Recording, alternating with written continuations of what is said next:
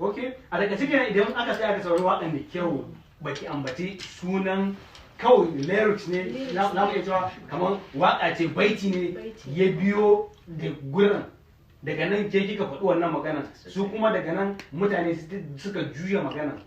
ba da kawai da sai a ce fim da waƙa kusan a ce tafiya ɗaya ne saboda ko cikin fim za ki ga wani lokaci akan kira wani mawaƙin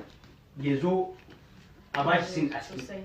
amma sai kuma sai gashi waɗannan abubuwan sun fito a daga cikin mutane suka juya abu amma ke a naki manufar ba haka ba sana'a ce sana'ar fim ba iyakacin sana'ar da ne ba kenan